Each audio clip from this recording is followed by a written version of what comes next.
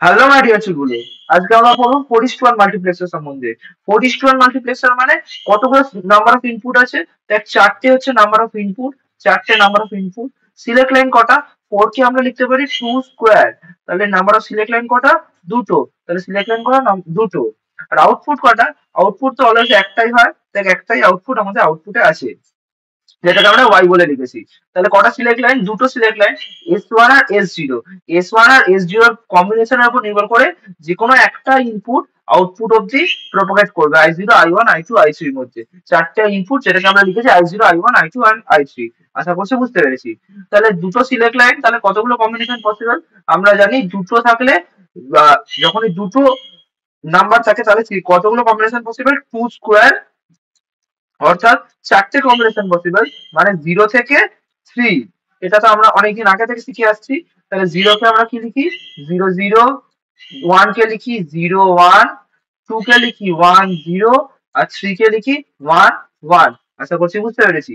যখন S1 আর S0 both আর 0 0, তখন কোনটা প্রোপাগেট করবে? As simple as that I0 টা আউটপুট অব্দি প্রোপাগেট করবে। তাহলে y ইকুয়াল টু কত হবে? I0। এতটাই সিম্পল ব্যাপার। জাস্ট y ইকুয়াল টু আমরা লিখবো I0। যখন S1 0, S0 1, তার মানে পুরো ভ্যালুটা সিলেক্ট লাইনটার ভ্যালু কত? 1। যখন সিলেক্ট লাইনটার ভ্যালু হচ্ছে 1, তখন as simple as that I1 টা আউটপুট অব্দি প্রোপাগেট করবে। তাহলে তখন y ইকুয়াল টু কত? I1। যখন S1 1 আর S0 0, তখন কোনটা প্রোভাইড করবে? যখন পুরো সিলেক্ট লাইনটা ভ্যালু 2, তখন I2 টা প্রোভাইড করবে। একদম সিম্পল ব্যাপার, I2। আর যখন বোথ আর 1, তাহলে তখন যখন সিলেক্ট লাইনটা ভ্যালু 3, তখন I3 টা প্রোভাইড করবে। একদম আশা করছি বুঝতে পেরেছি কি করে ট্রুথ টেবিলটা ওয়ার্ক করছে। তাহলে এটা আমরা বুলিয়ান ইকুয়েশন চল লিখে ফেলি। তাহলে y ইকুয়ালস টু কি হবে? y ইকুয়ালস টু হবে, দেখ আমরা আগের ভিডিওতেই করেছিলাম 2:1 মাল্টিপ্লেক্সারের ক্ষেত্রে যে রুল ফলো করেছিলাম সেমই এখানে হবে। I0, I0 এর জন্য S1 S0 এর ভ্যালু কত? S0 0, S1 ও 0। তাহলে মিন টার্মের ক্ষেত্রে আমরা কি লিখি? I0 into S1 bar S0 bar plus plus I1 into S0 টা 1। S0 টা 1 মানে S0, আর S1 টা 0, তাহলে S1 বার। ওকে, প্লাস I2, I2 লিখলাম। কত লিখবো এখানে?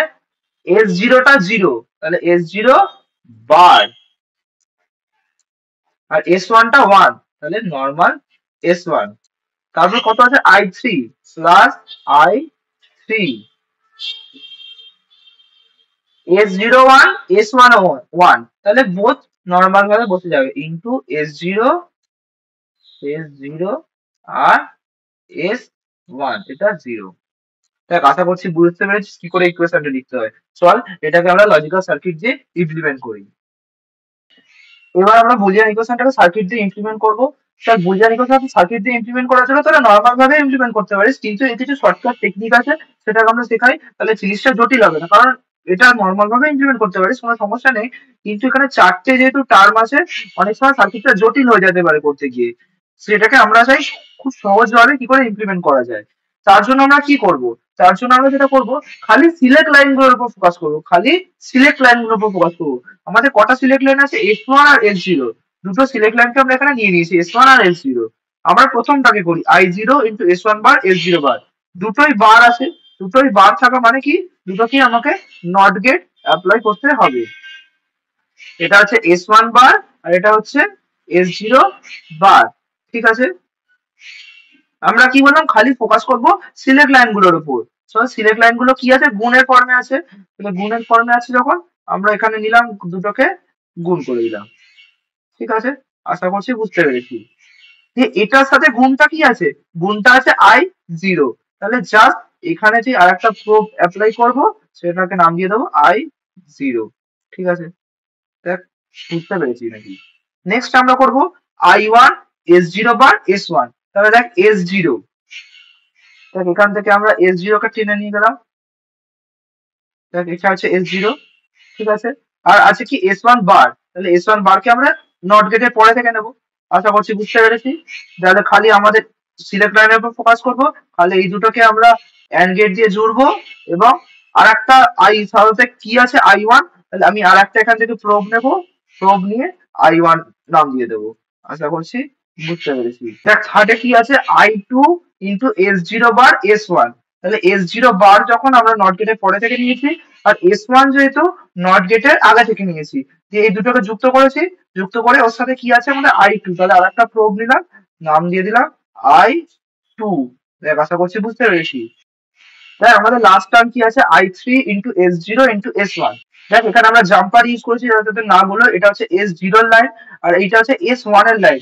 দেখ এখান থেকে পয়েন্টটা শুরু হচ্ছে, এটা হচ্ছে S1 এর লাইন। দেখ S0 এর উপর দিয়ে জাম্প করা আছে, এটা S0 এর সাথে কানেক্টেড নয়, তাহলে এটা হচ্ছে S1 এর লাইন। তাহলে এই দেখ এখান থেকে S0, এখান থেকে S1, আর এখান থেকে আরেকটা প্রোব বার করেছি যেটা আমাদের আছে, এটা হচ্ছে I3।